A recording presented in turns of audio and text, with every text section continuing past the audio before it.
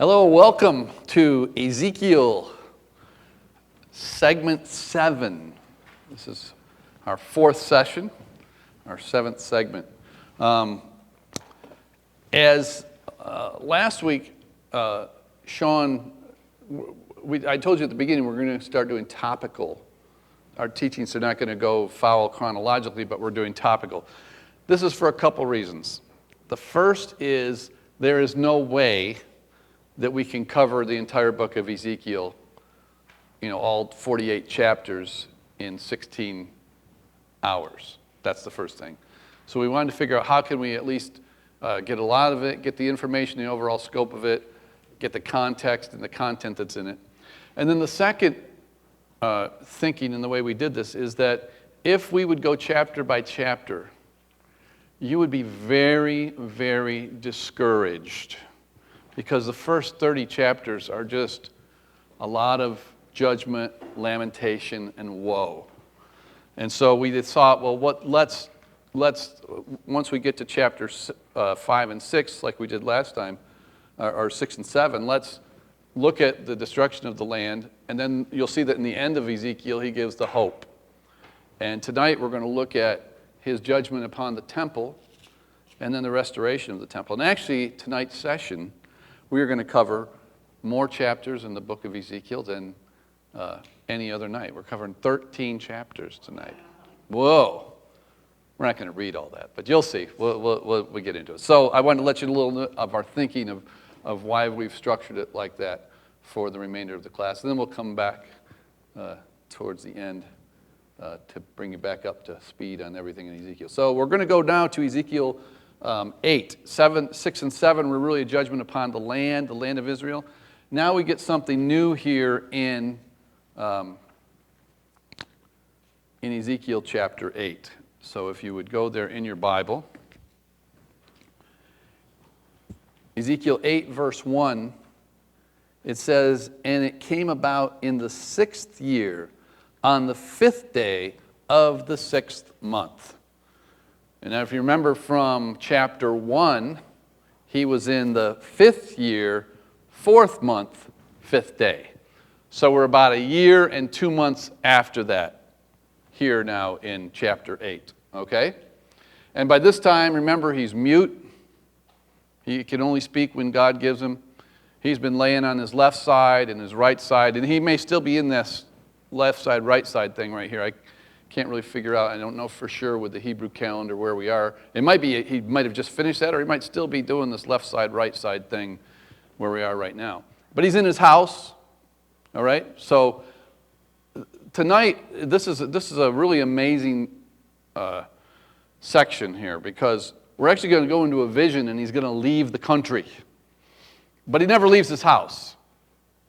But we're going to get into this vision tonight, and it's really pretty amazing revelation. But here is physically, this is what's going on in exile in Babylon, among these exiles in Ezekiel's house. "In the 6th year and the 5th day of the 6th month, as I was sitting in my house, with the elders of Judah sitting before me." So he's there in his house, the elders. You get the idea that they kind of had a respect for this man. They didn't quite understand Ezekiel. You don't know if they really thought that he was a prophet, but he was a priest, and they would come to his house, and he got their attention. And so here the elders come. He's sitting with the elders of Judah in his house. He's mute, right? That's physically what's going on, all right? This comes back. We'll come back to this in chapter 11. But we're going to take a little vision trip here, starting in verse 2. All right? But physically, he's in his house. He's sitting there in front of the elders of Judah in exile. All right? Got it? You got the picture? He's mute. Okay. "And as I was sitting there before me, that the hand of the Lord Yahweh fell on me there." So he's sitting there in his house, minding his own business, and the hand of Yahweh comes upon him. "Then I looked, and behold, a likeness as the appearance of a man. From his loins and downward there was the appearance of fire, and from his loins upward the appearance of brightness, like the appearance of glowing metal. What do we have here? Now, I think it's interesting that the word man, the first word here, man, the appearance of a man, is the Hebrew word fire. And if you have a King James version, it's going to say he was the appearance of fire. It's pretty clear that it was a man on fire from the context. But the word man, in the Greek Septuagint, when the Greek was written, the word man was put in there. But in the Hebrew, it's the word fire here. But I think in most English translations today, put the word man. But, okay, what you have is a man. Most English translations, except the King James Version, use the word man. This was a man on fire. He saw a man on fire. Okay.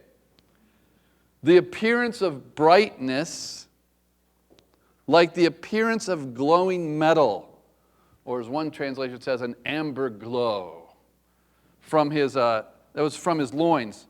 So the appearance of fire, and from his loins upward. So it's like he had flames of fire, and upward he was like burning metal, an amber glow. What are we talking about here? What's he seeing? You know, I think it's like you ever see the? I know probably most of you. I didn't really watch too much of the movie, but the Fantastic Four. All right, and you had Johnny Storm. He would catch on fire. You know, if he could say, "Torch on," and he would be a man on fire. Yeah, all right. That's what you have here. You have Ezekiel sees a man on fire. You know, we think we're really modern today with all these things we put on television. This was over before 586 BC, like about 595 BC or so, that God shows this vision to Ezekiel. Here's one person's depiction of it. I kind of like this. As the appearance of a man from his loins downward, there was the appearance of fire, and from his loins upward, the appearance of brightness, like the appearance of glowing metal. So this is what Ezekiel sees this time. A man on fire. All right? Okay.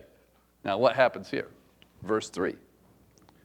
And he stretched out the form of a hand, and he caught me by a lock of my head.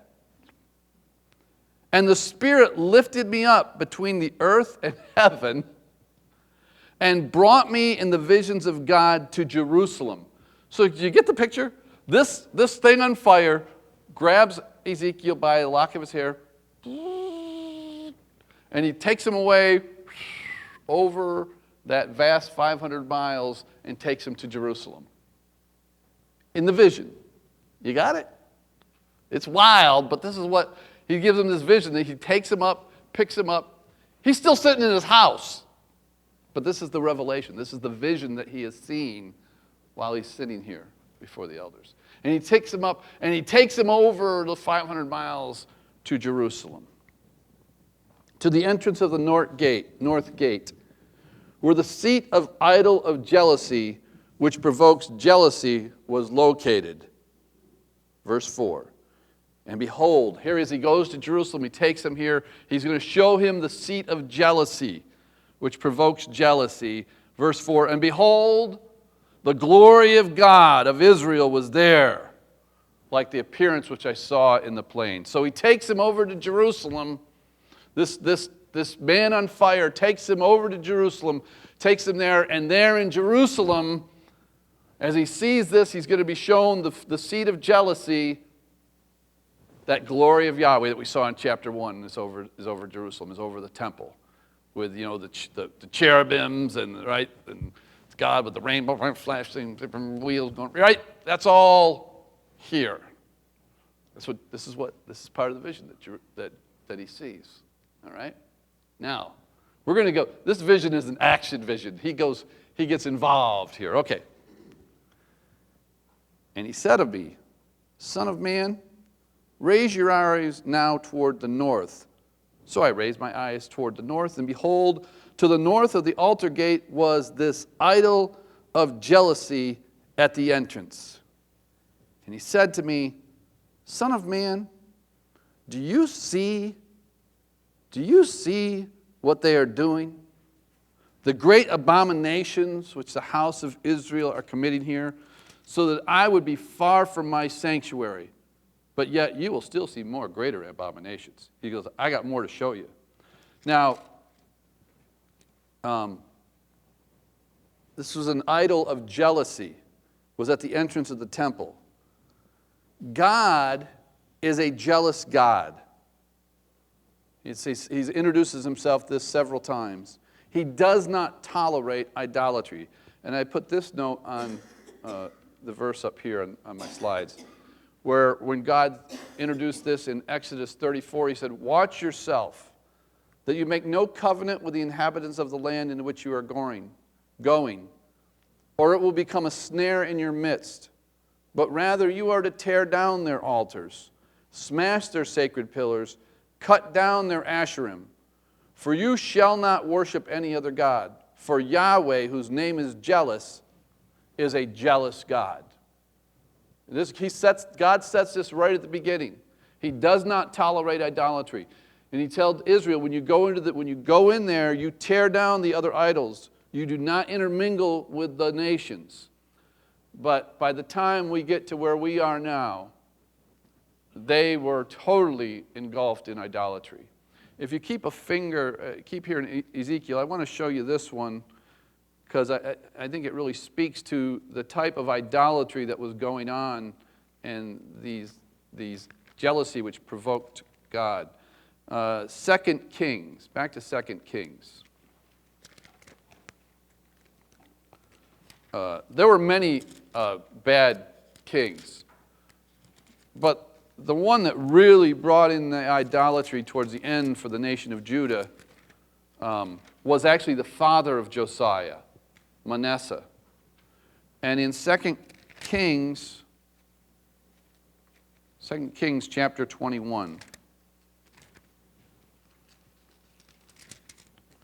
2 Kings 21, this gives you a little bit about the abominations that were brought in by King Manasseh into the nation of Judah. And he reigned for over 50 years. So this was entrenched, by the time Manasseh died, this was entrenched in the hearts of the people. But he's the one that brought this in. 2 Kings 21 verse 2. He did evil in the sight of Yahweh according to the abominations of the nations whom Yahweh disposed before the sons of Israel. For he rebuilt the high places which Hezekiah his father had destroyed. And he erected altars for Baal, and made an Asherah, and as Ahab king of Israel had done, and worshipped all the host of heaven, and served them. He worshipped the stars. He brought in Baal. He brought into Asherah, the female cohort of Baal, from that worship. For he built altars for the host of heaven in the two courts of the house of Yahweh. In the temple, Manasseh built these altars for the host of heaven, for the stars. He made his sons pass through the fire. That's where they offered their children in the fire at Tophet to the god Molech. He made his sons pass through the fire, practiced witchcraft, used divination, dealt with mediums and spiritists. He did much evil in the sight of Yahweh, provoking him to anger. Then he set the carved image of Asherah that he had made in the house of Yahweh, in the temple, and said to David and to all of Solomon, in this house in Jerusalem, which I have chosen for the tribes of Israel, I will put my name forever, and I will not make the feet of Israel wander any more from the land which I gave their fathers, if only they will observe to do according to all that I commanded them, according to all the law that my servant Moses commanded them. Verse 9. But they did not listen, and Manasseh, this king, the father of Josiah, seduced them to do evil more than the nations whom Yahweh destroyed from before the sons of Israel. So he seduced the children of Israel, God's people, to be more idolatrous than the nations whom they defeated. Verse 10, now Yahweh spoke through his servant the prophet, saying, because Manasseh, king of Judah, has done these abominations, having done wickedly more than all the Amorites did who were before him, and has also made Judah sin with his idols, Therefore, thus says Yahweh, the God of Israel, behold, I am bringing such calamity on Jerusalem and on Judah, that whoever hears it, both his ears will tingle. I will stretch over Jerusalem the line of Samaria, and plummet the house of Ahab. I will wipe Jerusalem as one wipes a dish, wiping it and turning it upside down. I will abandon the remnant of my inheritance, and deliver them into the hand of their enemies, and they will become as plunder and spoil to all their enemies, because they have done evil in my sight, and have been provoking me to anger since the day their fathers came from Egypt, even to this day. God was done tolerating. It was done. Now, historically, what happens here is the son of Manasseh, Josiah, is a great king. And when he turns 18, he finds the book of the law, and they read it, and Josiah rends his clothes, and he cleans up these altars. He tears down the Asherah. He destroys the Tophet. He gets rid of idolatry. He really takes a stand against idolatry. But you get the idea that although Josiah's heart was there, the majority of the people never really got it. Josiah reigned for about 30 years, then he died, and then his sons took over, right? We saw this in the session one, Jehoiakim, Jeconiah, and then Zedekiah. The two, Jehoiakim and Zedekiah were the two last kings that ruled. But, so, even though Josiah took a stand against it, these practices were still in the hearts of the people and still going on. And this is where it really came into Jerusalem, was under Manasseh. And this is when God said, that's it. I'm going to wipe them like a dish. And now in Ezekiel, we are now at judgment time. We are now time where this is it. And now what you have here, go back to Ezekiel chapter 8.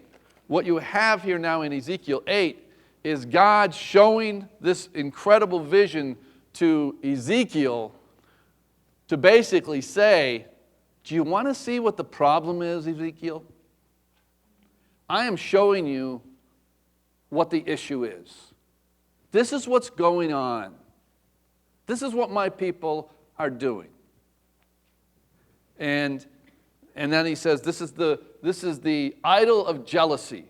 That's the first thing he shows him here. Then in Ezekiel 8, verse 7, he goes on.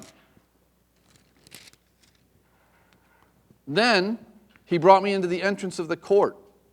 And when I looked, behold, a hole in the wall. Now this is a vision. You got it? He takes him into the inner court, and there's a hole in the wall. This is wild. And he said to me, Son of man, now dig through the wall.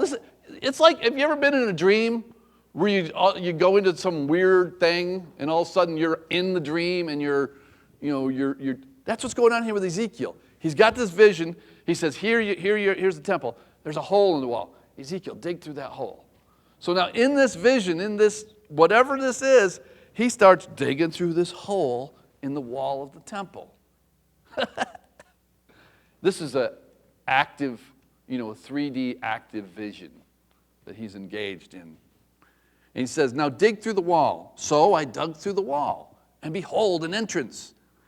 And he said to me, go in, enter in, and see the wicked abominations that are committed here. For I entered and looked, and behold. Now he goes inside the inner court of the temple, right? He goes, look around, Ezekiel. Look what is happening. And behold, every form of creeping thing, and beasts, and detestable things, with all the idols of the house of Israel, were carved on the wall all around. He goes into the inner court of the temple, and there's idols of animals and every type of creeping thing in the world that they had carved into the walls of the temple, that they were worshiping instead of the one true God. And then verse 11, standing in front of them were 70 elders. Now he sees in this room, he shows him these idols on the walls that are carved into the walls, and then there's 70 elders.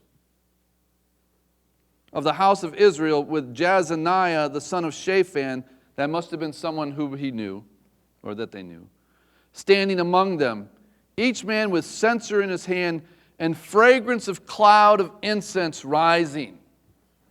He sees the 70 elders, these 70 elders, men of renown of the nation of Israel, in the inner court of the temple with these idols all around it, and they are offering incense, a sweet odor up to these gods. And he said to me, verse 12, Son of man, do you see? Do you see what the elders of the house of Israel are committing in the dark? Each man in the room of his carved images, for they say, Yahweh does not see. The Lord has not forsaken the land.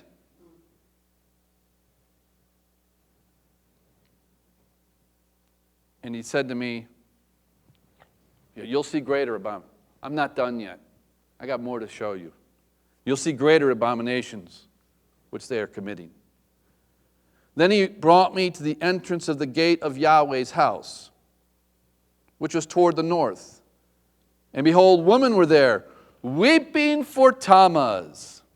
Tammuz is the Babylonian god of fertility. So he comes to the front of town, and there's the women. They're weeping for the Babylonian goddess Tammuz. And he says in verse 15, do you see, son of man? Do you see? Yet, you're still going to see more. There's greater abominations than these. And he brought me into the inner court of Yahweh's house, the very inner court of Yahweh's house. And behold, at the entrance of the temple of Yahweh, between the porch and the altar, were about 25 men with their backs to the temple of Yahweh and their faces toward the east. And they were prostrating themselves eastward toward the sun. In the front of God's house, with their backs to Yahweh's house, they're prostrating themselves to the sun, to the host of heaven. He said to me, Son of man, is it too light of thing for the house of Judah to commit the abominations which they have committed here, that they have filled the land with violence and provoked me repeatedly? For behold, they are putting their twig to the nose. The twig to the nose is a ceremony, a gesture of nature worship. Therefore, I indeed will deal in wrath. My eye will have no pity, nor will I spare. Though they cry in my ears with a loud voice, I will not listen to them. Their hearts were completely engulfed in idolatry in the house of Yahweh. The vision goes on, chapter 9. Then he cried out in my hearing with a loud voice, saying, Draw near, O executioner of the city. Now the voice of God is saying, he calls an executioner. Draw near, executioner of the city, each with his destroying weapon in his hand.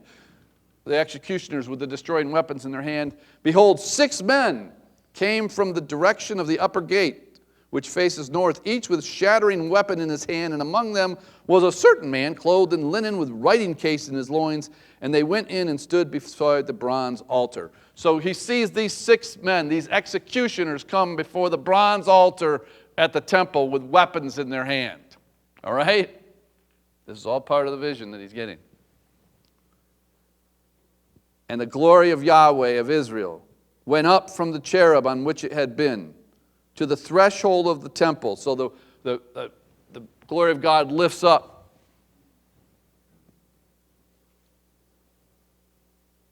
And he called the man clothed in linen at whose loins. So he had these 6 executioners, and there's this man with a writing utensil. If it was today, he would have had an iPad mini.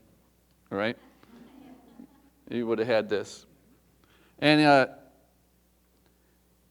the Lord said, Yahweh says to him, Go through the midst of the city and through the midst of Jerusalem, and you put a mark on the foreheads of all the men who sigh and groan over all the abominations which they are committed in the midst. So he tells this man with a tablet, I want you to take notice. I want you to go through, and anyone in Israel that feels bad about what's going on? Anyone here in Judah, Jerusalem, that is weeping about the abomination taking place, I want you to mark their forehead. It kind of reminds me of something coming up in Revelation, but this here is back here with Ezekiel time.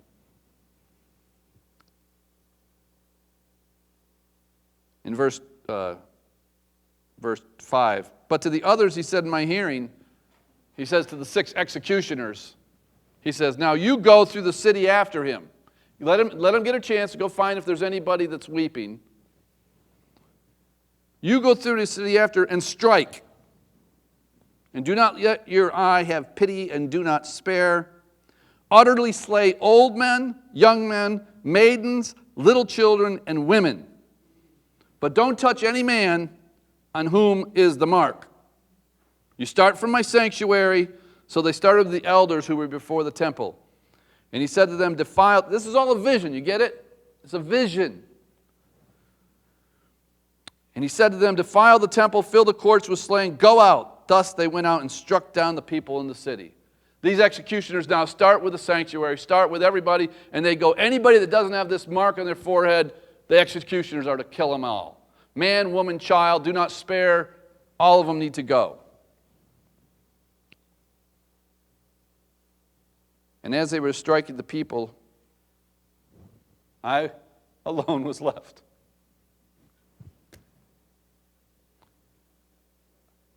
In this vision he saw, they all were killed. And he's the only one left standing. Now, again, this is a vision. We know that there were people like Jeremiah. There was a remnant still there. But the vision is showing Ezekiel the utter heart of the people and the abomination that's in their hearts in Judah. And I fell on my face and I cried. I said, alas, Lord Yahweh, are you destroying the whole remnant of Israel by pouring out your wrath on Jerusalem? Are you killing everybody?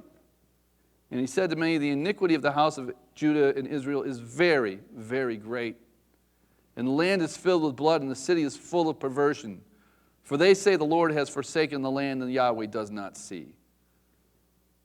But as for me, my eye will have no pity, nor will I spare, but I will bring their conduct upon their heads. Then behold, the man clothed in linen at the loins was the writing case reported, said to me, I have done just as you have commanded me. Chapter 10. The vision continues. Then I looked, and behold, in the expanse that was over the heads of the cherubim, something like a sapphire stone in appearance resembling a stone appeared above them.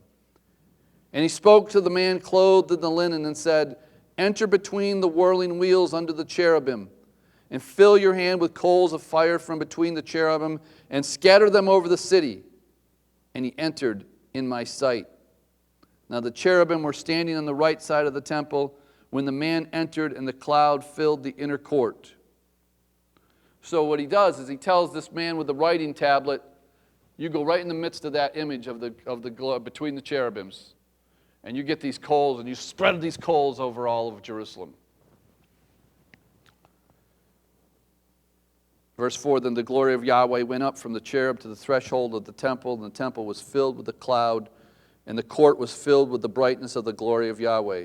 Moreover, the sound of the wings of the cherubim was heard as far as the outer court, like the voice of God Almighty when he speaks. And it came about when he commanded the man clothed in linen, saying, take fire from between the whirling wheels, and between the cherub he entered and stood beside a wheel.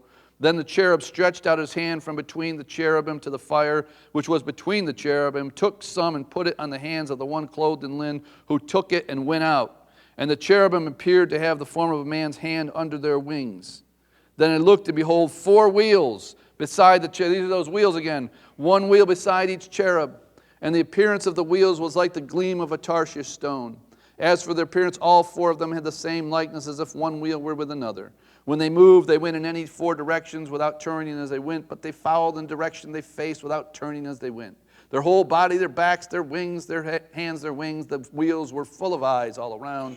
Wheels belonging to all 4 of them. The wheels were all called in my hearing the whirling wheels. And each one had 4 faces. Again, the 4 faces. Verse 15, then the cherubim rose up. They are the living beings that I saw by the river Chebar. So this is the same image. Here it is in Jerusalem. And remember, this looked like this was a thing that could move. It was like a cart that would move the glory of Yahweh. And here it's over the temple, it's over the area. And they rise up from the ground, the wheels would not turn. Verse 17, when the cherubim stood still, the wheels would stand still. When they rose up, the wheels would rise with them, for the spirit of the living beings was in them. Verse 18, then the glory of Yahweh departed from the threshold of the temple and stood over the cherubim. So the glory of Yahweh goes over these cherubims on this cart, this vision. When the cherubim departed, they lifted their wings and rose up from the earth in my sight with the wheels beside them. And they stood still at the entrance of the east gate of Yahweh's house. And the glory of Yahweh, the glory of the God of Israel hovered over them. This was a chariot for God, the glory of Yahweh. And it rises up over the threshold. These are the living beings that I saw beneath the God of Israel by the river Chebar from chapter 1. So I knew that they were cherubim. I knew what was going on here. Each one had 4 faces, each one 4 wings. Beneath their wings was the form of human hands. And for likenesses of their faces, they were the same faces whose appearance I had seen by the river Chebar. Each one went straight ahead. So this is that same vision that he saw. Now he sees movement of this vision over the temple, over Jerusalem. Now he does a little thing here, little side note. Verse 11, moreover, chapter 11, verse 1, the Spirit lifted me up and brought me to the east gate of the Yahweh's house, which faced eastward. And behold, there were 25 men at the entrance of the gate. And among them I saw Jazaniah, son of Azur, and Pelatiah, son of Benaiah, leader of the people. I get the idea that Ezekiel knew these people. I get the idea that these names are known by the elders that he's sitting with. I mean, it doesn't say that here, but it kind of, he uses them by name. He sees them, he recognizes who they are, that he knows these leaders. And he said to me, Son of man, these are the men. These men right here, they are the one who devise iniquity and give evil advice to the city, who say, is not the time near to build houses? This city is the pot, and we are the flesh. Now, when we had our Berean fellowship, we had a little difficult time with that. The city is the pot. Because when I think of a pot and a flesh, I think of, getting in a pot and boiling, right? But that's not really the understanding of this phrase. The city is the pot, we are the flesh. It's not the sense of being cooked. Rather, this pot is in the sense of being protection. And they are the choice meat. It's a positive thing. This is the pot. We are the meat. We are the chosen meat who gets protected in the pot. That's what they're saying. Everything. See, we didn't get put in exile. We didn't get exiled. We're here. We got to stay. We're the choice meat in the pot, protected. Verse 4, therefore prophesy against them, Son of man, prophesy. Then the Spirit of Yahweh fell upon me, and he said to me, thus says Yahweh, so you think the house of Israel? For I know your thoughts. You have multiplied your slain in this city, filling its streets with them. Therefore thus says the Lord Yahweh, your slain whom you have laid in the midst of the city are the flesh, and this city is the pot. But I will bring you out of it. You have feared a sword, so I will bring you out of the pot. You feared a sword, I'm going to bring a sword upon you, the Lord Yahweh declares. And I will bring you out of the midst of the city and deliver you into the hands of strangers and execute judgment against you. You will fall by the sword. I will judge you to the border of Israel, so you shall know that I am Yahweh. This city will not be a pot for you. It's not going to protect you, nor will your flesh be in the midst of it, but I will judge you to the border of Israel. Thus you will know that I am Yahweh, for you have not walked in my statutes, nor have you executed my ordinances, but have acted according to the ordinances of the nation around you. Now it came about as I prophesied that Pelatiah, the son of Benaiah, died. Then I fell on my face and cried out with a loud voice and said, alas, Lord Yahweh, will you bring the remnant of Israel to a complete end? Is this it? Now, again, this is a vision. I don't know if this guy literally died here, or if in the vision he died. I get the idea it might be both. Because at the end of this, you're going to see everything that we're reading here, he's told to tell those people sitting with him in the room that he's in. He's still sitting, right? He's still sitting in this room with these guys. But he's in the middle of this vision. It's kind of wild, isn't it? And he sees this man, this leader that these people know, fall down dead. And Ezekiel says, is this the end? And now here's a little bit of hope that God throws in here. Then the word of Yahweh came to me saying, Son of man, your brothers, your relatives, your fellow exiles, the people who you're with there in Babylon, and the whole house of Israel, all of them are those to whom the inhabitants of Jerusalem have said, go far from Yahweh, this land has been given to us for a possession. You know what they were saying? You guys in exile, Yahweh has forsaken you, this land's been given to us. And what he's showing Ezekiel is right here, they got it wrong, Ezekiel. They got it wrong. The ones with you, they're the remnant. That's what's going on.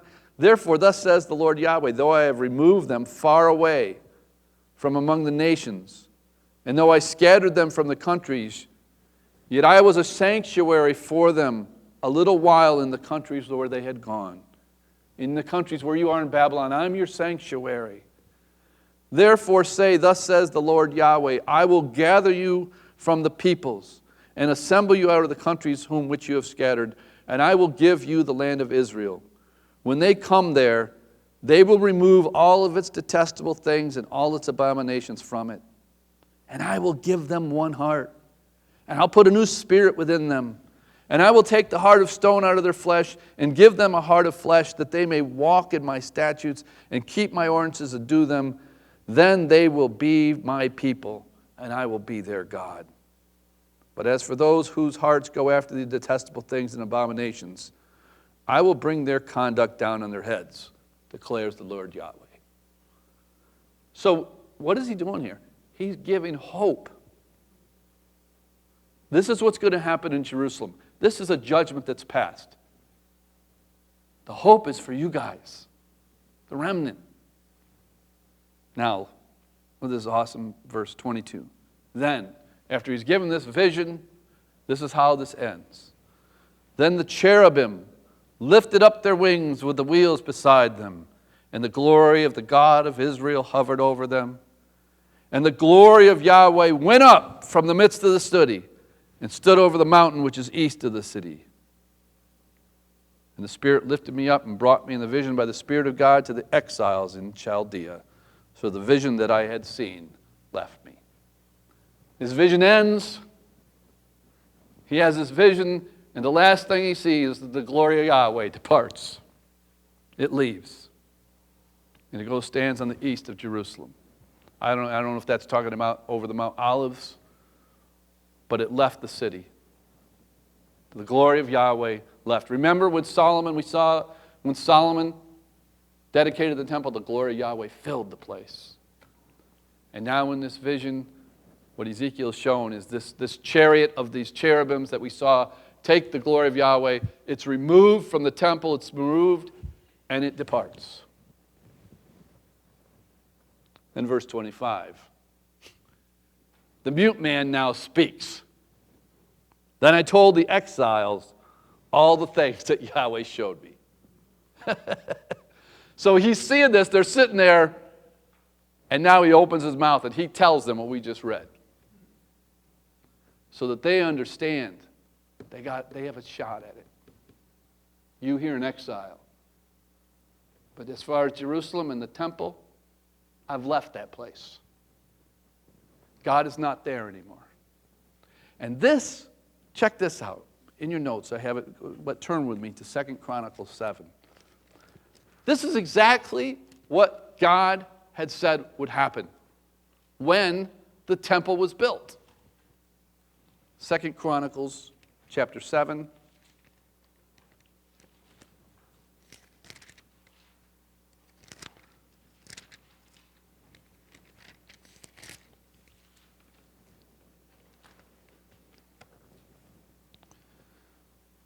So this is after all the dedication that Solomon did, and Solomon gives the great prayer during the dedication, and the glory of Yahweh fills the temple, and there's music, and they put in the service that David had ordained, and this is right after all this happens at the dedication of the temple. Yahweh gives them one last bit of advice at the dedication of the temple. And it says in chapter 7, 2 Chronicles 7, verse 19. 2 Chronicles 7, 19. But if you turn away and forsake my statutes and my commandments, which I have set before you, and go and serve other gods and worship them, then I will uproot you from my land, which I have given you. And this house, the temple, which I've consecrated for my name, I will cast out of my sight. And I will make it a proverb and a byword among the peoples. As for this house, which was exalted, everyone who passes by it will be astonished and say, why has Yahweh done this to this land and to this house? And they will say, because they forsook Yahweh, the God of their fathers, who brought them from the land of Egypt. They adopted their gods, worshiped them, and served them. Therefore, he has brought all this adversity on them. He told them. He told them. You know, and Sean was sharing last week, in the time of Jeremiah, the people were saying, you know, he's saying to him, don't say the temple of the Lord, the temple of the Lord.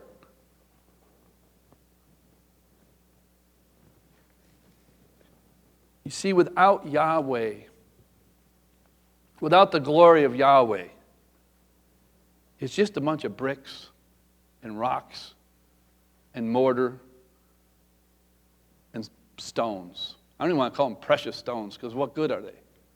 What good's the gold? What good's the silver? It's nothing. Once God is taken away, anything man built is nothing. But this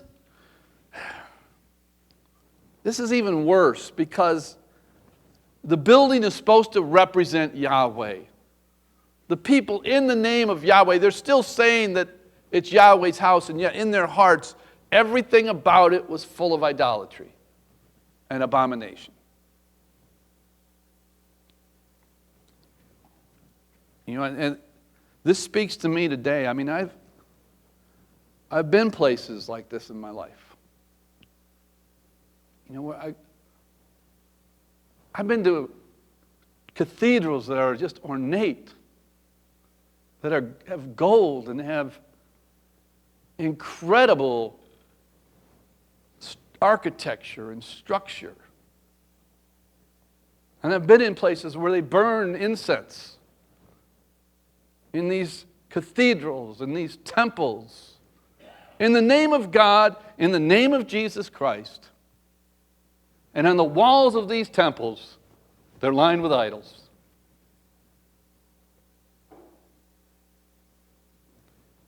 You know, and at those times when I've been in those places, you know the one thing I'm pretty sure of? God's not here. See, and that's why the things that we do, it's God's presence. That's everything. It's not the activities, it's not the buildings, it's God and His Son, Jesus Christ. It has to be central.